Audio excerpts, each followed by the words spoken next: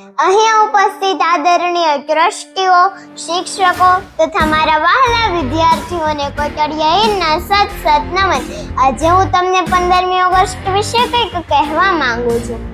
आओ झुककर सलाम करें उनको जिनके हिस्से में मुकाम आता है। किस कदर खुश नसीब होते हैं वो लोग लहू जिका वतन के काम आता है। नमस्कार, હું છું કોટડિયા હીર અને આજે આપણે એ વિશે વાત કરવાની છે, એ વિશે ચર્ચા કરવાની છે। તે છે આપણા ભારત દેશના દરિયાન હીરો જે જીવે છે તો દેશ માટે અને બલિદાન આપે છે તો પણ દેશ માટે। ઘણું સમજી જ ગયા હશો હું કેના વિશે વાત કરી રહી છું। વાત કરી રહી છું આપણા ભારત દેશના સૈનિકોની જે જીવે છે તો દેશ માટે અને બલિદાન આપે છે તો પણ દેશ માટે। સાહેબ, આ શરૂ કરવાથી મારે તમને એક જ સવાલ છે, આપણામાં દેશભક્તિ કેવી છે અને કેટલી છે?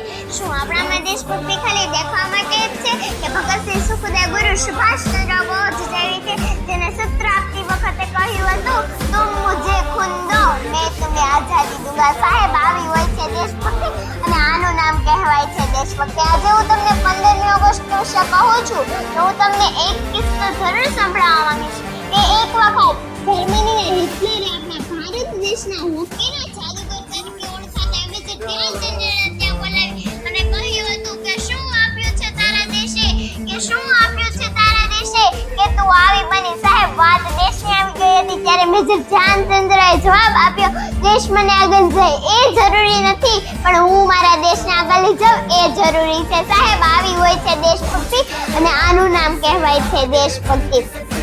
આનું નામ કહેવાય છે દેશભક્તિ।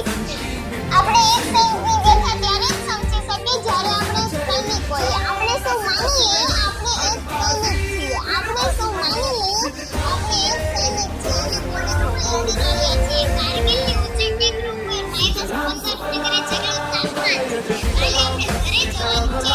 હેડ ઓફિસરે ચિઠ્ઠી આપી દીધી છે અને આગળથી જ પાકિસ્તાન વાળે હુમલો કરી દીધો છે। ત્યારે જ તમારા ઘરને સંદેશ આપે કે તમે બોર્ડર ઉપર લડતા શહીદ થઈ ગયા છો। ત્યારે તમારા વૃદ્ધ પિતા જેમનો એક જ દીકરો હતો, માતા તો આ સહન કરી શકતી નથી, તમારી બહેન જેમનો એક જ ભાઈ હતો એની રાખડી તૂટી જશે, તમારી પત્ની પાગલ બની જશે, તમારા દીકરાનું શું થશે? તે કહેતા હતા પપ્પા પપ્પા, તે ચિલ્લાતા હશે પપ્પા પપ્પા।